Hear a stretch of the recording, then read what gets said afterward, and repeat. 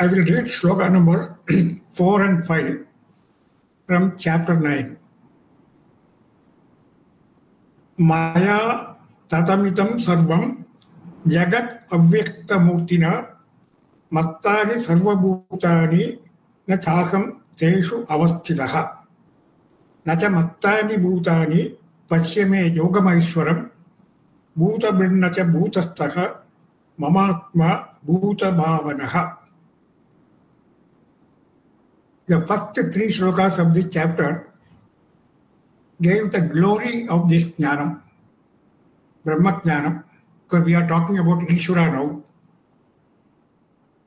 So Ishvara Swarupam, if you know Ishvara, what are the benefits you will get? That is glory, glory. This is only to make us aware that there is such a knowledge available by which, we can have moksha, freedom from this samsara. So after talking about the glory, creating an interest in all of us, now he is detailing out the glories of the Ishvara from sloka number 4 to sloka number 10. So in sloka number 4, Maya tatamidam sarvam. Idam sarvam maya tatam.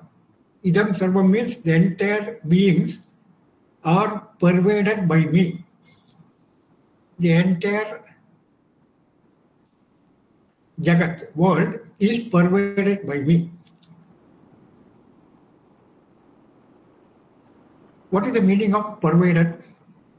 Pervaded means only a subtle thing can pervade a gross object. So, Ishvara is the subtlest of all the things.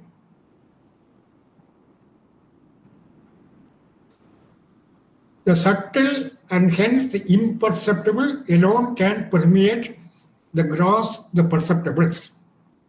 The subtle and hence the imperceptible alone can permeate the gross, the perceptibles.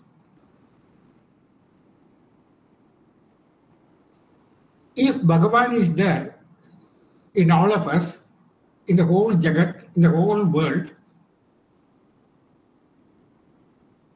permeated by Bhagavan, then how is it possible that we can allow our worries and problems in the mind? I mean, you are creating a space inside. If the whole place is full of Bhagavan, there is no place available. You can't move anywhere. Because everywhere is, wherever you turn, there is God. But because of our ignorance, ajnanam, we create a space. And creating the space gives you all the problems. So we should have 24/7 only Bhagavan. Anuchintanam. Every now and then we should see that everything is Bhagavan's Leela. Bhagavan, Bhagavan, Bhagavan. The one who has that knowledge, Bhagavan's knowledge, he will be Jivan Mukta. I mean, he has no more, any more Jananam and birth. Punarapi Jananam, Punarapi Maranam. But now what happens is we are allowing the space in between, not a small space, big spaces. So we forget Bhagavan. If you forget Bhagavan, then our attention will be on the worldly objects, on the beings.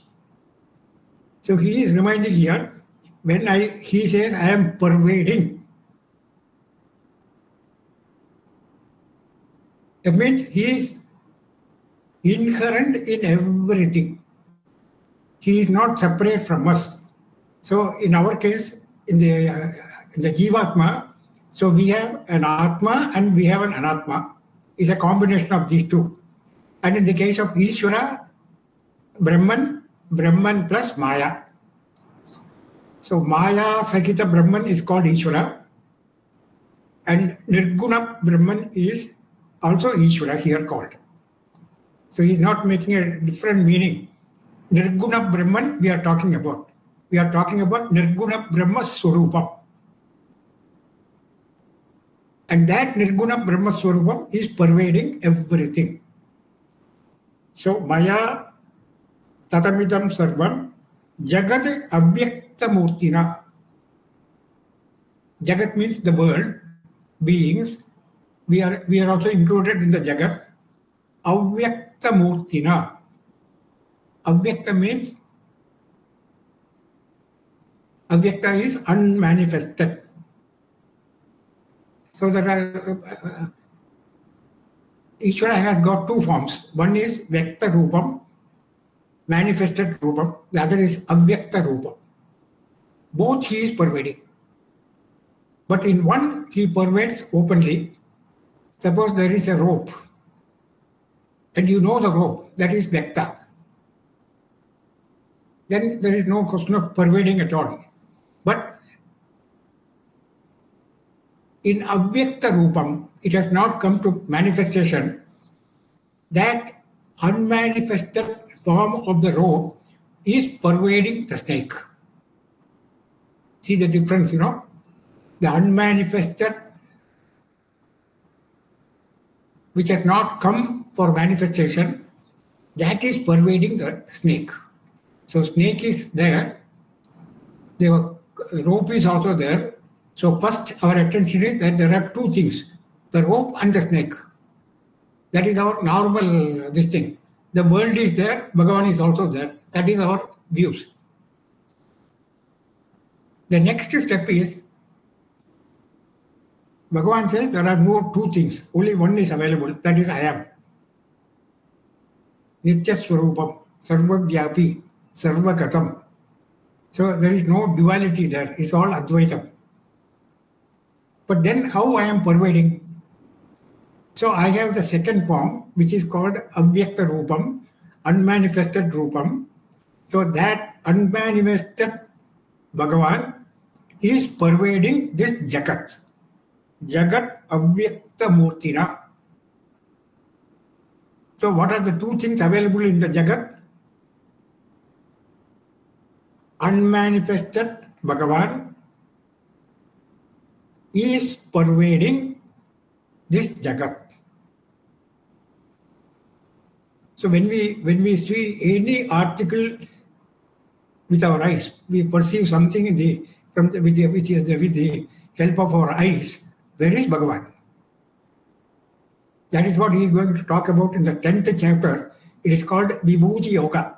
He has taken about some 40-50 items, and in each he will tell us that there is Bhagavan.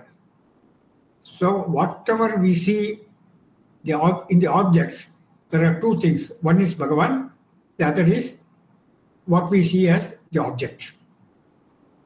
But that object is not real. That he is going to talk about in the next two lines.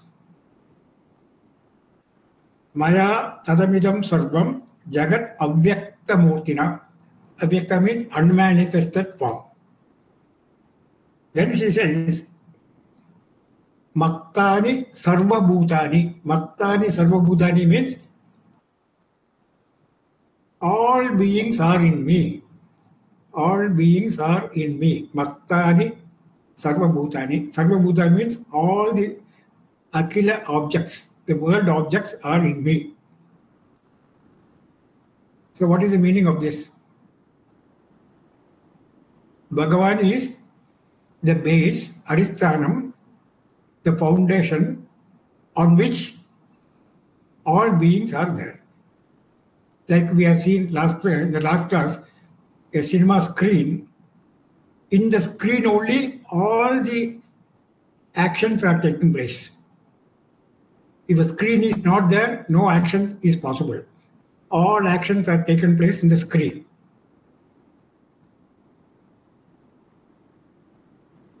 But the screen is independent of these activities. The screen is not affected at all, independent. One cinema will come, it will go, next cinema will come, but nothing happens to the screen. So that those activities on the screen are resting on the screen. So that is the meaning of Mattani Sarva Bhutani. All items, all objects are in me, in Bhagavan. Next, then he says, Na cha aham teshu avastitaha. Na cha aham teshu avastitaha. But I am not in them. First he says, every thing in the world is in me, but I am not in them. The screen can always say, the cinema screen can say, I am in all of them are in me, but I am not in them. It's clear, no? I am not in them. That is, the screen is not affected at all. Whether the picture goes or not, the screen is not affected.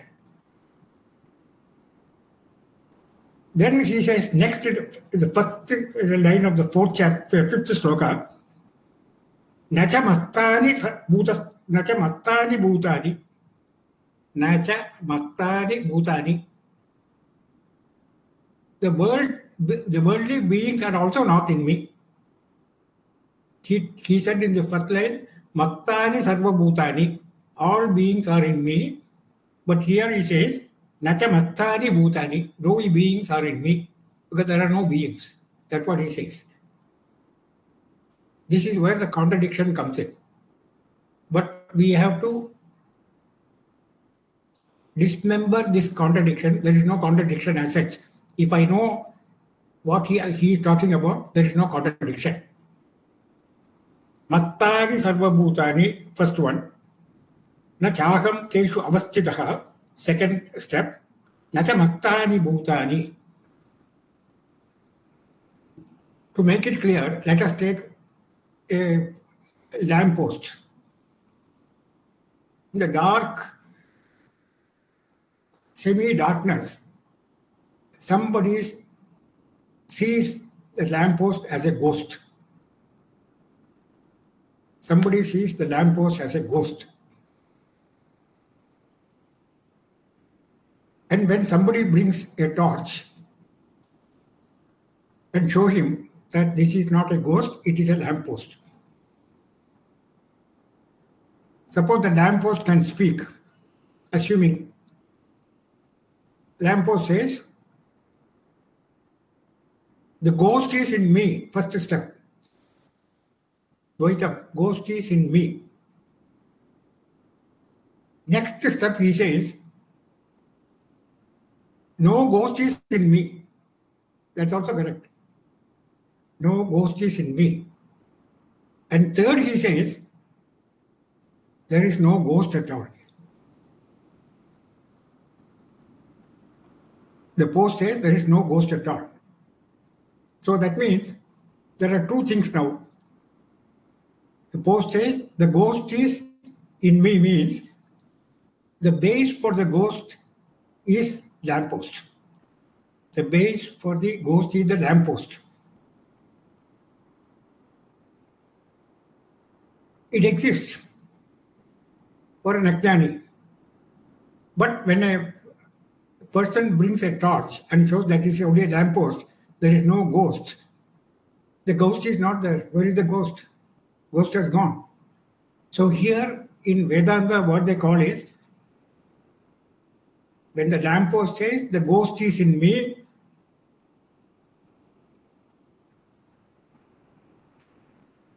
it is mithya. There is no ghost at all. Only lamppost is there. Lamppost is satyam. And the ghost in the lamppost is mithya.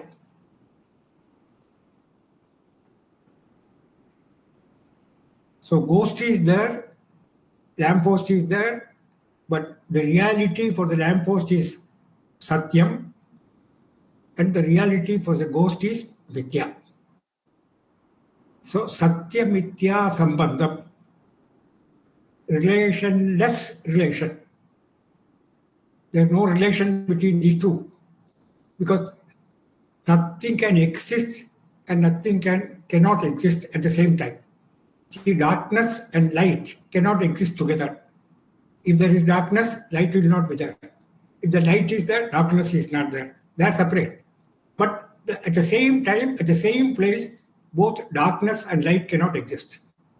So this is what is called a Satya Mithya Sambandham.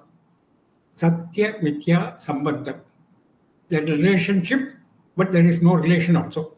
Relationless relationship. That is called Satya Mithya Sambandham. To make it still more clear, suppose you are standing in front of a mirror. You see your reflection. And you feel like drinking a coffee. So you order a coffee. Will you order 2 coffees, one for you and one on the reflection? One for you and one for the reflection, because there also you are seeing yourself. No, we will order only 1 coffee. When I drink, that reflection also drinks. So the reflection is Mithya. And you are Satyam. That is the relationship, Satya Mithya Sambandham, between the reflection and yourself. Why he is talking about this is, he says, as Ishvara, Nirguna Brahman, I am pervading in all worldly beings. I am pervading in all worldly beings. There is nothing other than me. And he says, they are not in me. Nothing is in the Bhagavan, in the Brahman, Nirguna Swarupa Brahman. But then he says, even you are not there. The world is not there. Brahma Satyam, Jagan Mithya. Brahman is the only reality, Jagat is Mithya.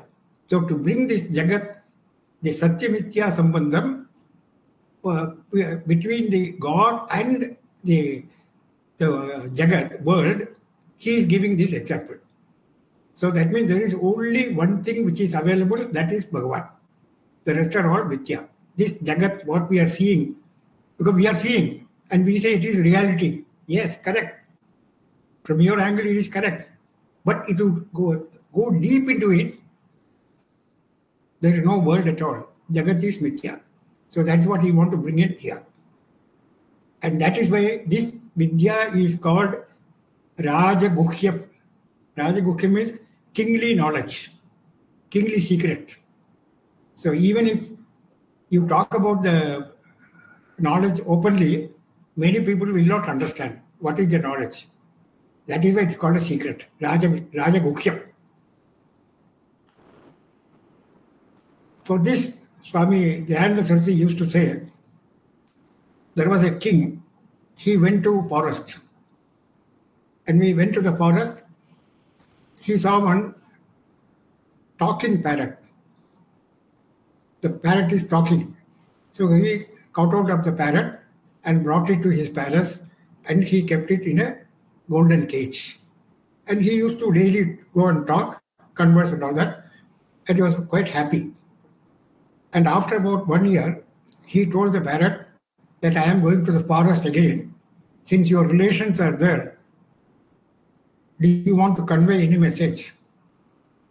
So this parrot said, yes, you won't tell them. I am very happy and I have been kept in a golden cage. I am quite happy and I am kept in a golden cage. This is the message. And the king faithfully took this report and went to the forest, and then he told his relations there that one of your members is with me and he has conveyed this particular message. And when he told this message, that parrot immediately fell dead. Immediately fell dead. And king didn't know what is this. So he came back and told the parrot in the cage that I talked to your relation, and he immediately fell dead. Immediately this parrot also fell dead, which was the one in the cage. And the king was surprised, what is this? So he opened the cage and took the parrot, and the parrot flew away from his hand.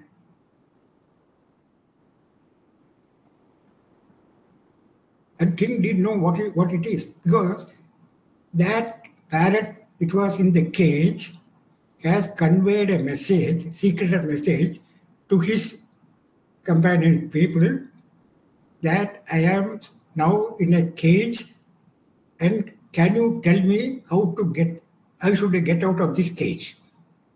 This is a message he has really understood. Yes, he wanted to convey. So he conveyed that. And that the parrot in the forest fell dead. So he said, you act as if you are dead. So that is why when he came back and told this parrot also died. And what happened finally, he got the freedom.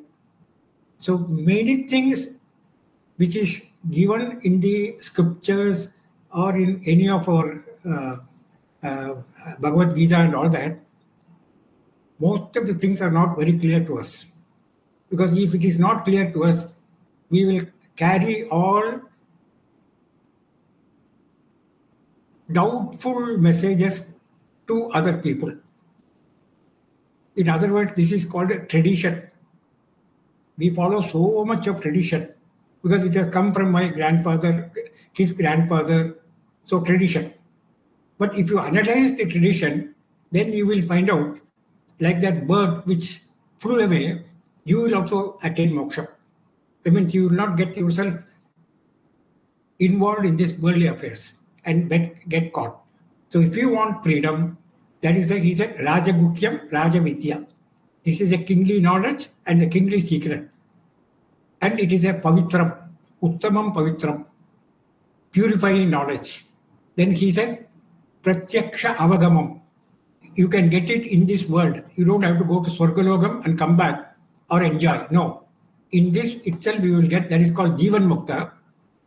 And Susukam Kartum. It is very easy to attain, provided you have all the qualifications. He said, what are the qualifications? Anasuyatvam and Shraddha. So these are the two things to be followed.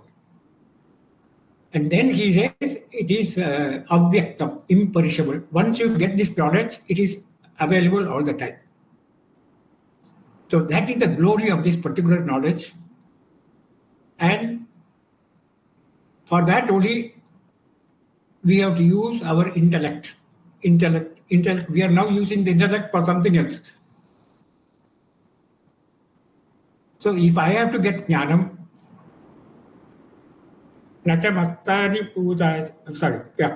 he says, then why this confusion and conflicts? Natamastani bhutani, he says, none of them are in me. Pashyame yogamaishwaram. Pashyame yogamaishwaram means what? See the magic of my activities. That means Maya, I am using Maya to create this confusion in you. That is called Yogam Aishwaram. It is through my Maya, I am able to confuse you. Because there is one thing, because if you try to understand this knowledge, kingly knowledge, Rajavidya, Maya will see to it that you do not achieve. Maya will give you all distractions for you not to get the ultimate knowledge. Because, once you get the ultimate knowledge, then Maya becomes defunct.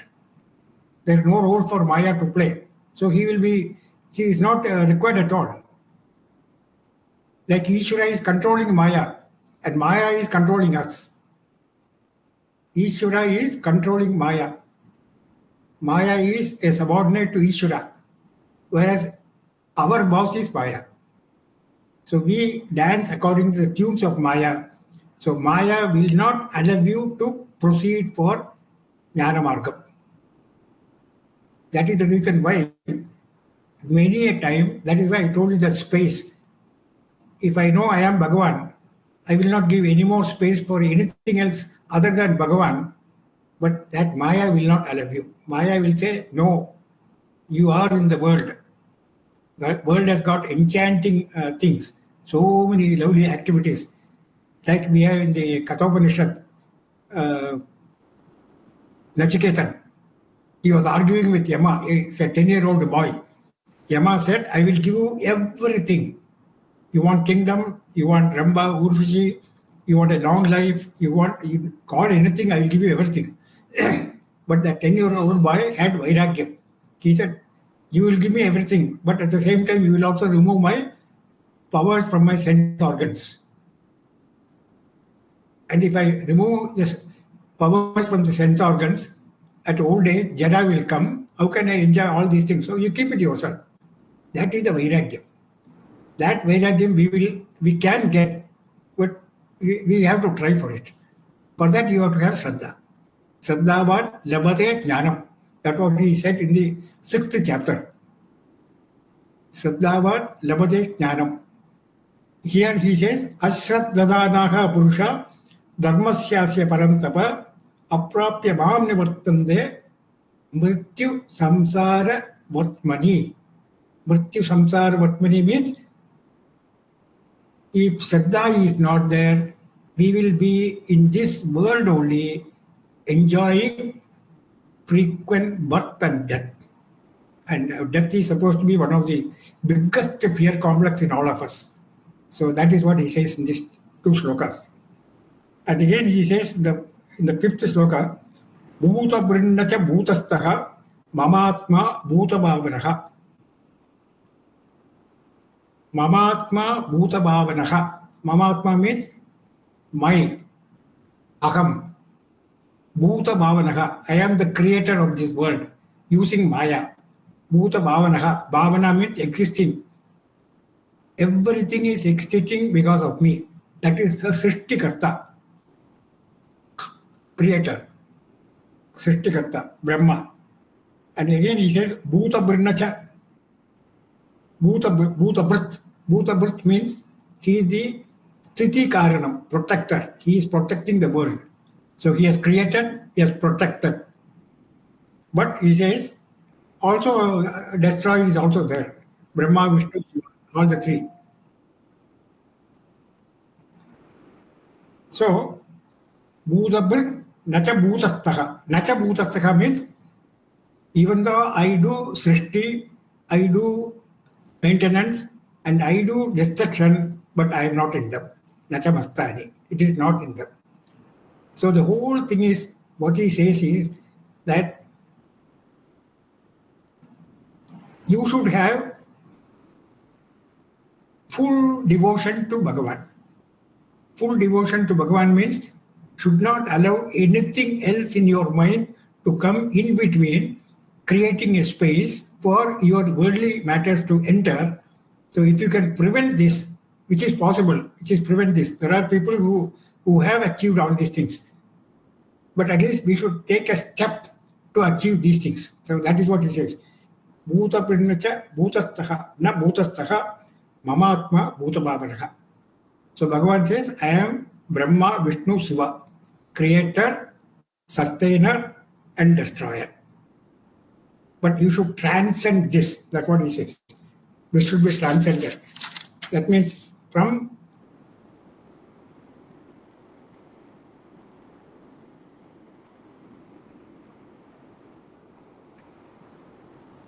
we should always remember the God principle. So what happens is, when God is seen, the world disappears. When God is seen, world disappears. Where it disappears? Disappears in God. When you see the world,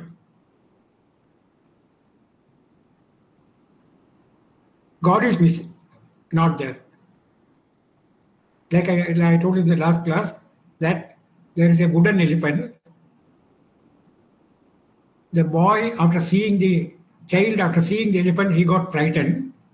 But then the expert of the wood carpenter, he comes and says, you don't look at the elephant, you look at the wood. if you look at the width, that is a totality, then you will not see the elephant. There is an Upanishad called Ishavasya Upanishad. Ishavasyam idam sarvam. That is how it starts. Ishavasyam means everything is permeated by Bhagavan. Idam sarvam. Ishavasya idam sarvam. Everything is permeated by Bhagavan. But he has used the word Vasyam, Ishavasyam. Ishavasyam means Ishvara, God is not covering anything. Ishvara Drishti, the sight of Ishvara is enough to cover the world. So that means we should all use Ishvara as a cover. That Isha Vasyam. Vasyam, from Vasyam only the word Veshti has come. The Veshti means dhoti. Because we are covering something. So with the Ishvara Drishti, Bhagavan's Drishti, our Ajnanam should be covered. That means you should have all the time Bhagavan's Drishti only. Now that is what he says, Ishavasya idam sarvam.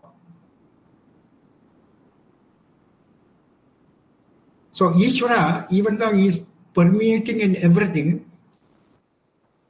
but he is not visible, he is not Abhyaktam. But he is using his Abhyakta Rupam to cover everything. So there are no two things, only Satya Mithya, only either Satyam is there or Mithya is there. So if you see Mithya, Satyam is not there. If you see Satyam, Mithya is not there. So in these two shlokas, 4 and 5, what he conveys is that everything is Ishvara Srishti, Ishvara. Everywhere Ishvara is there. Without Ishvara, nothing is there.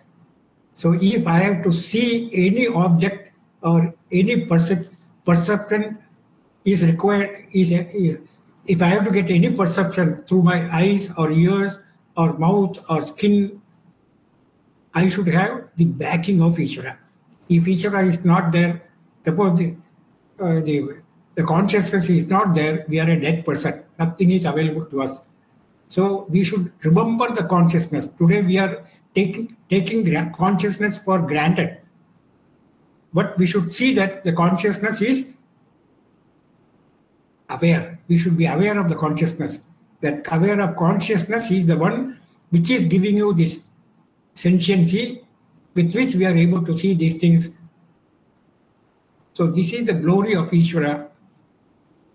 He sees the first he told the glory of Ishvara. He also said, if you do not follow these things, then what will happen to you? That he says, Mrityu Samsara Vatmani, that you will remain in this world. So there are steps. So each step you should cross over. And ultimately you reach the Brahmajnanam. So that is what he says, talking about these three. And in the next few shlokas also, he is going to talk about some more qualities of Bhagavan.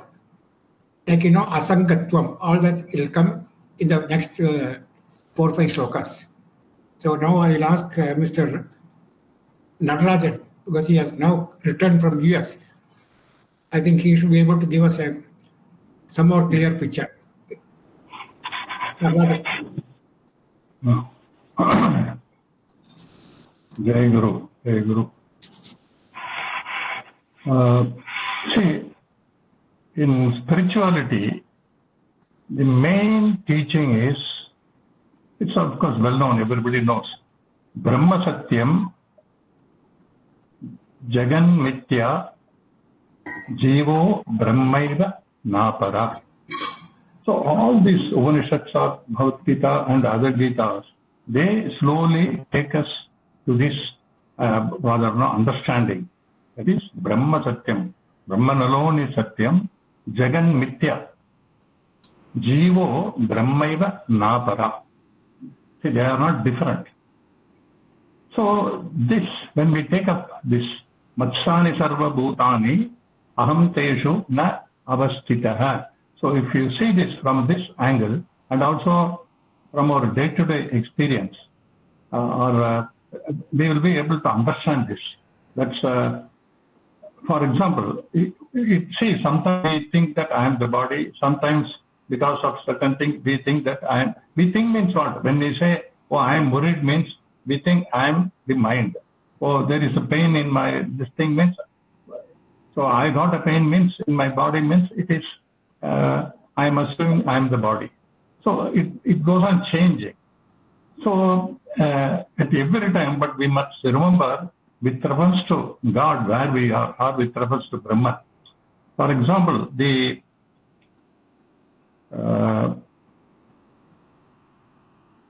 when Hanumanta, when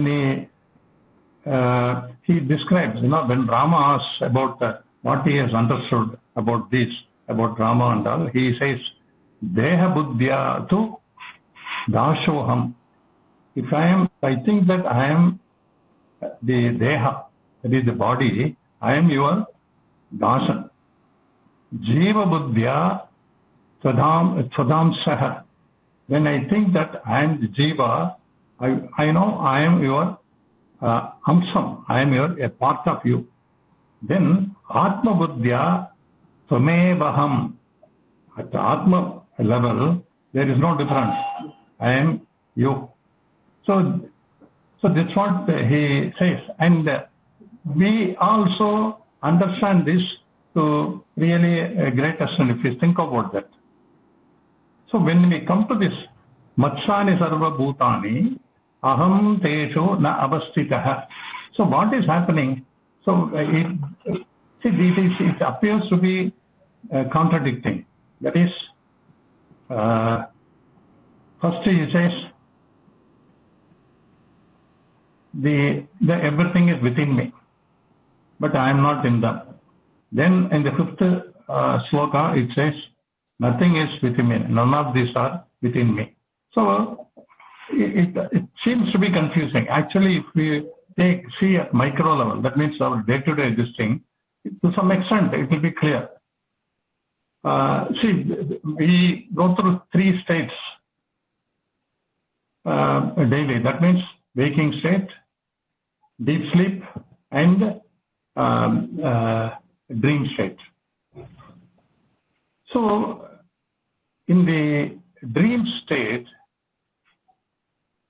for the dreamer, the dream appears to be real.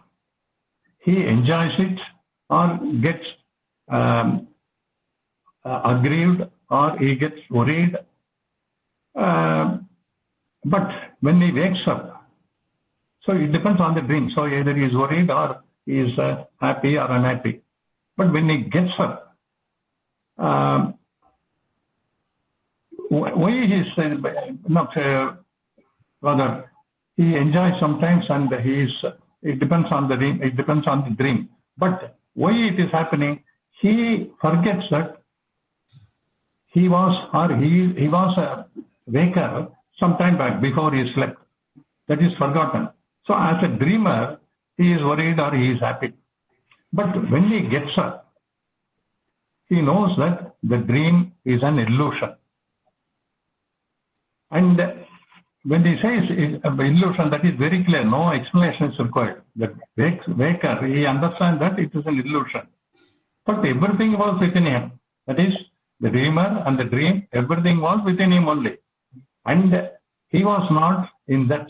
That means the waker, I was not in the dream. If I am the dream, I would understood. So I was not there. That means I was not involved in the dream as a waker. Only the dreamer, because of his ignorance, that he was a waker some time back, so he suffers. After waking up, I know very clear that it's all, even though they are within me, I am not involved in that. So what he says, what is it? That as Krishna says, I am not in them. Similarly, here a waker knows that he was not in that. But what is the next this one?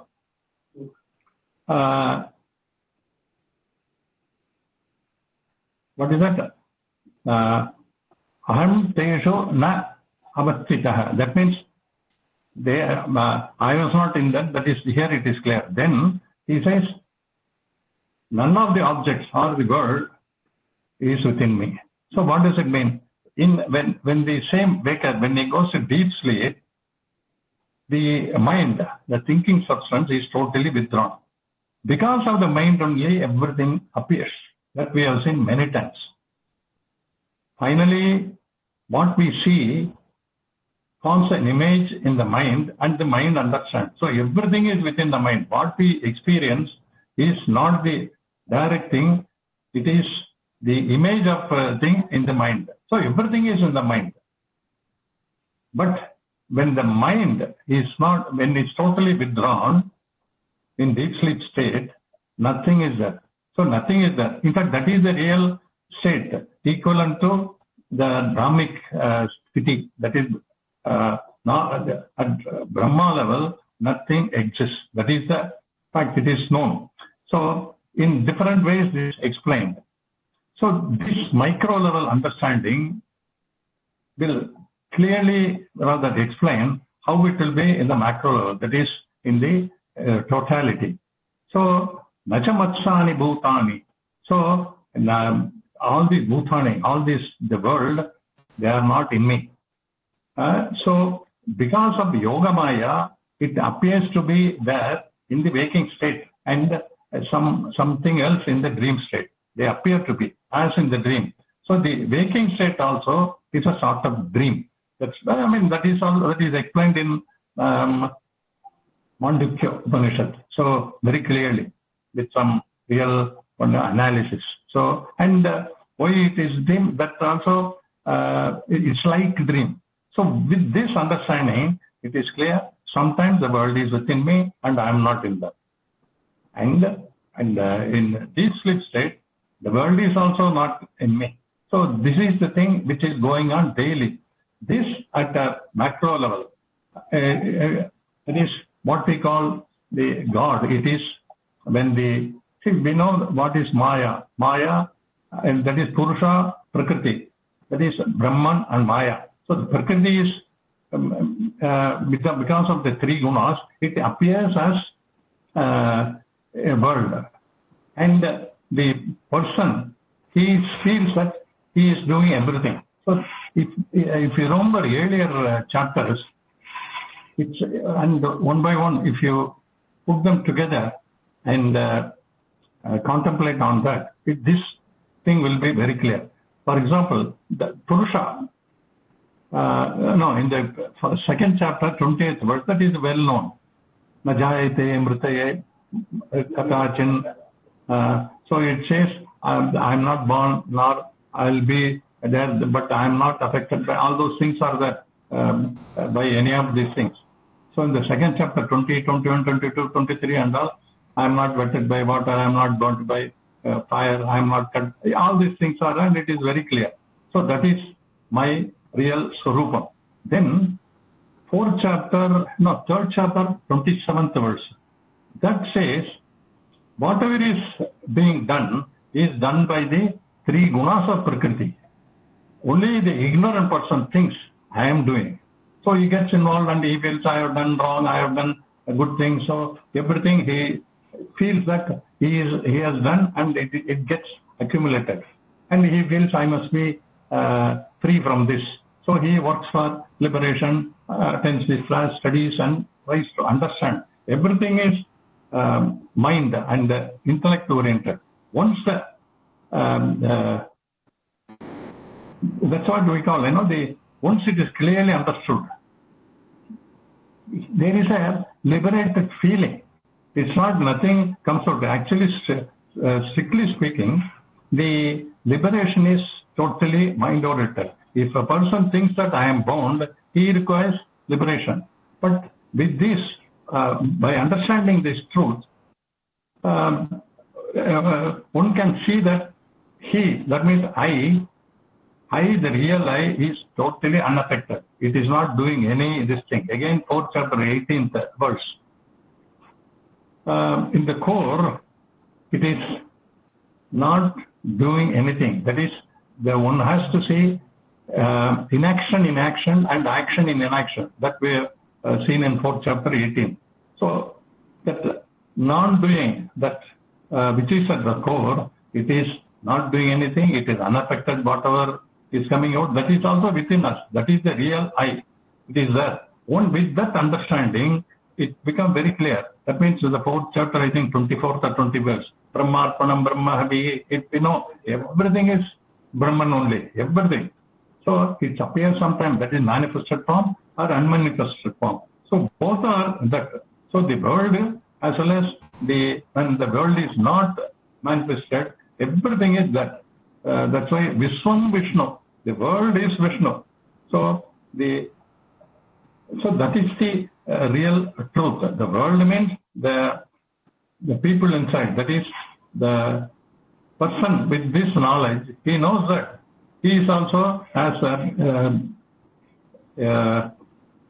this is when I am in the body. This thing I am your person. Now same thing comes. So whenever the mind said Jiva, I am your part. And if I understood that I am Atma, there is no difference between. There are no two things.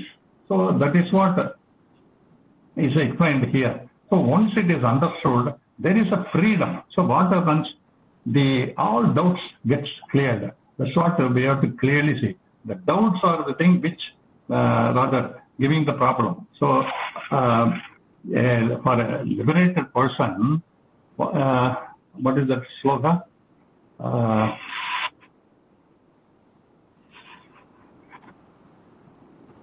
Chijjate hridaya grantihi Chinchante sarva samshaya. So that hridaya granthi is all our doubts.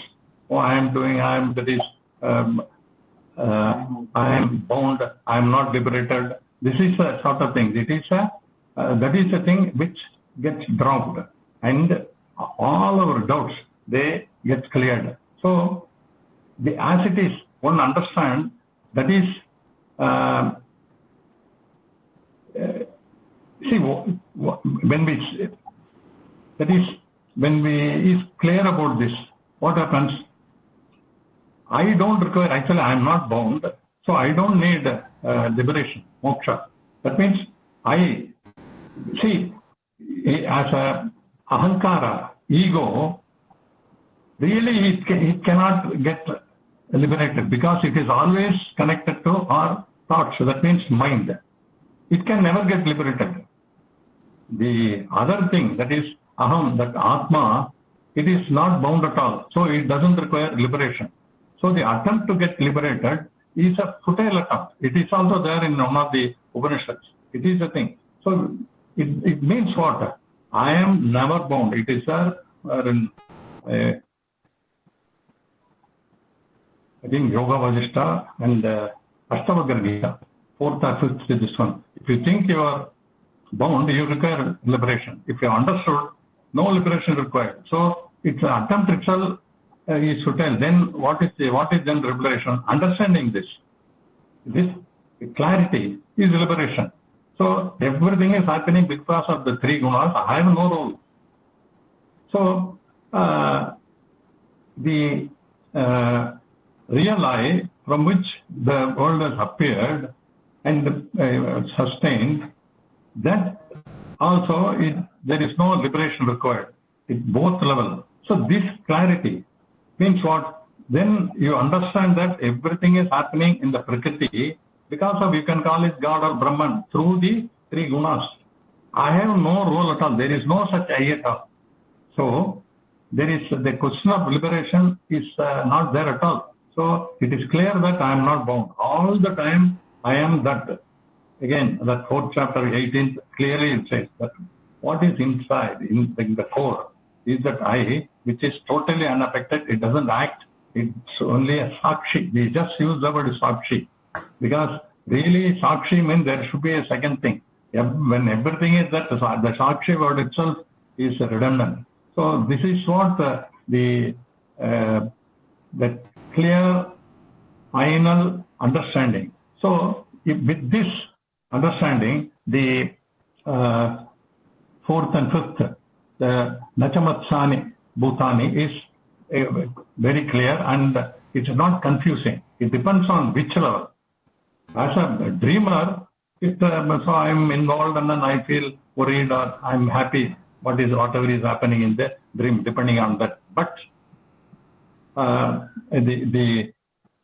that is a waker from whom the dreamer and dream appeared. He is not at all involved and he is not in that at all. So same thing at the macro level. So the Brahman or the Purusha, it is not involved, so it is not involved means what? It's not there. But next level, nothing is there. But earlier he says, I am not in the world, means the waker, he has no role in the dream. So that is what is explained in a different way in this. Any of this example, there will be some problem when we talk about that rope and snake. It's a third person is telling it is rope, it is snake, it is not rope and all. Really, if rope has got that sentience, rope thinks that I am because of its ignorance, I am the snake. So that after clear understanding, so rope knows I am rope. So it is like that. When for an outsider, that clarity or confusion, it is different totally. Here, I myself think that I am the jiva, so I have to face all these things. I am worried or I am happy and all. So once it is understood, I am not affected at all. This is the final thing. That's why the second, what is that? Jivo Brahmaiva Natara. The so-called jiva, it is also Brahman. Brahman means what? Because of the three gunas, it has come inside and it is animating and activating. So, but really I am also Brahma. With this, I am unaffected.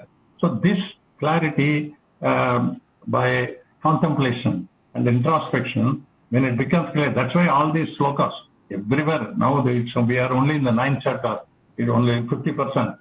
It goes till 18. So every time it is different thing is explained. Earlier, that means what I am, about the soul or Atma, explained in 2nd chapter. See, first is truth is explained, then the way to attain the sadhana aspect is also explained side by side, what you should do. I should not have attachment, I should not have kartritvam, bhoktatvam. All these things are explained. So the second chapter, it is the 3rd chapter, Karma Yoga, how to go about. So do things, but whatever happens, results you get, you are not affected. It has to be understood. You don't get affected for the results. That means you are thinking that I am getting affected. You are not getting affected. So that is explained in Karma Yoga, especially that Buddhi Yoga and all those things are that is sadhana part. Then 4th chapter, just no visa, 4:18. That's an excellent this one. So the non-doer is always which is unaffected. And see, that contemplation is required. It is how it is not affected. Really, am I that? So what happens in deep sleep? So these things will put us in the right track. And 5th chapter, I think it's 14th verse. It says, that means Krishna says, I am not involved in, I don't give any, karma to you, nor the results of karma, or any of those things. So I am only a presence, non-dual presence. I don't do any of these things. Na kartatvam na karmani logasya sprujati prabhu. That is the 14th verse of 5th chapter. So it's all just happening with these three gunas. So it is an mere presence. That's what it says. Because of that, the individual, the so-called individual, which is also an illusion, it's all happening. So once a person is enlightened with this truth, there is really, everything is at play, whether it is good or bad. There is no botheration, he understands, because he is not becoming any. He has understood his true nature, which alone is there. All other things are illusory appearance. So this clarity, that means I am not at all, I don't have bondage at all. This any kind.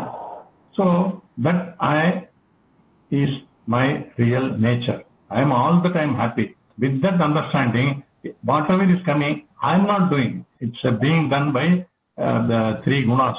So every act, whether thinking or playing or going here and there, purchasing, all things are done by the three gunas only. So I am always a witness. This is a sort of understanding. Otherwise, the three gunas is the mayas, this one. They will not allow this truth to get in. For that is especially man with so much of tamoguna, rajoguna, he'll be always active. You can't see him, sitting quietly physically. But once he has understood, then he can do whatever he wants, whatever comes to him. But understanding that I am not doing. So that understanding is mind-oriented, or it is Buddhist, this one. That is, once the information or the knowledge gets in, that's all. See, there is no physical change or any such thing. So this will continue in me, and I am not at all involved, so I am only a witness. This is a sort of clarity. So, in fact, some people are even worried what will happen, the world will not be, everything will be there. That attachment goes away. That means the doubts, why they are there, all these things. It's all there at all. So that clarity gives enlightenment, liberation. So no more, worrying about this or working on this. This is what is explained by these two, what you call 4 and 5th slokas. So this we can really work on that and clearly understand that introspection is very important. Then who is doing all these questions? Again, Gita alone is sufficient. We don't have to see any other this one. So up to this 4th chapter, 5th chapter, 3rd, 2nd, more than sufficient. This one gives to almost sort of a final wording. So some more 9 more chapters are there. Same thing is explained in different ways. So already 12 2. Is it okay? Hari Om, Jai Guru. Thank you, Natarajan. One announcement. Next Thursday, our class will not be there because Friday we have Srimati Asha Tyagarajan giving a summary of chapter 8. And if any of you have any questions to ask her, please send it to me so that I can forward to her and she will reply. And since many of you have not attended the chapter 8, it will be a good occasion to listen to her on the summary. Om Purnamada Purnamidam Purnat Purnamudachyate Purnasya Purnamataya Purnameva Vashishyase Harihi Om Sri Gurubhyo Namaha Harihi Om.